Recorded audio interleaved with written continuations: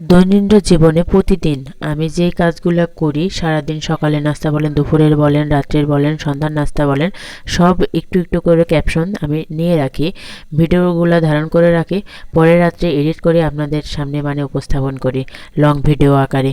সবাই একটু আমার ভিডিওটা ভালোবেসে দেখবেন, ভালো লাগলে লাইক, কমেন্ট আর শেয়ার করে দিবেন। আসসালামু আলাইকুম, সবাই কেমন আছেন? আমি শিরিনা খাতুন, পাবনা জেলার ঈশ্বরদী থেকে আপনাদের জন্য মিনি ব্লগগুলো তৈরি করি। সবাই একটু আন্তরিকতার সাথে দেখবেন আর বোনটাকে ভালোবাসা দিয়ে পাশে থাকবেন। এই তো আজকেও সকাল থেকেই আমার ভিডিওটা ধারণ করা।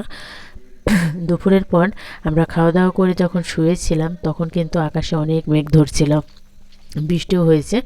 দেখেন রাস্তার অবস্থা, এই রাস্তার মাঝখান দিয়ে মোটা পাইপের মাধ্যমে ড্রেন করা, এই জন্য পুরো রাস্তাটা ঢালাই করা আর কি, পানিটা গড়ানোর কোনো রাস্তা নেই। আর চারিদিকে ঘরবাড়ি হতে হতে এমন উঁচু হয়ে গেছে যে পানি নিচু দিকে যাওয়ার আর কোনো রাস্তা নেই।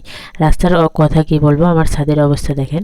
আমার ছাদটাতে স্লো করা হয় নাই কোনো সাইডে, সারা ছাদে পানি জমে থাকে, কোনো সাইড দিয়ে নামে না। আর যে সাইড দিয়ে পানি নামার রাস্তাটা করা হয়েছে, লাইনটা দেওয়া হয়েছে পাইপের মাধ্যমে, ড্রেনে দেওয়া হয়েছে, সেদিক দিয়ে পানি গড়ায় না। দুঃখ, সারাদিন একটু এই যে বৃষ্টির দিন শুরু হয়েছে, কত সারা সারা সপ্তাহ সারা মাস ধরে ছাদে পানি থাকবে এমন অবস্থা, বুঝছেন? আসলে আর এটা সারাও হচ্ছে না, রিসেন্টলি উপরে কাজ করা হবে, এই জন্য এটা সারাও হয় না। যাই হোক, এই তো একটু ঘোরাঘুরির জন্য আমি ছাদে উঠলাম। এটা দেখেন আমার সাফের মক্তবের বন্ধুরা ছাদে খেলতেছে, আমি একটু ভিডিও করে নিলাম। রাস্তায় আজকে কাদা পানি, এই জন্য ওরা ছাদের ওপর উঠে খেলতেছে। এদিকে আমার মেজোজার লেবুর গাছটাতে দেখেন মাশাল্লাহ কতগুলো লেবু ধরছে, আর গাছগুলোও কি সজীব, বৃষ্টির পানি পেয়েছে, অনেক সুন্দর হয়েছে। বর্ষাকালে কিন্তু সব গাছপালাই অনেক সুন্দর হয়। এদিকে বেগুনটাও দেখেন বীজ হয়ে গেছে, একদম হলুদ, পেকে হলুদ হয়ে গেছে। আমার মরিচ গাছটা মাশাল্লাহ ফুলও ধরেছে, মরিচও ধরেছে। এইদিকে দেখেন আমার বাবাটা, আমি ছাদে যখন ঘোরাঘুরি করতেছিলাম পাশে দেখলাম, আমি রুম থেকে টের পাচ্ছি ও বাইরে খেলতেছে। ওখানে রাস্তায় পানিটা জমে আছে, ও বোতল নিয়ে ওখানে খেলতেছে ওরা আরেকটা বন্ধুর সাথে।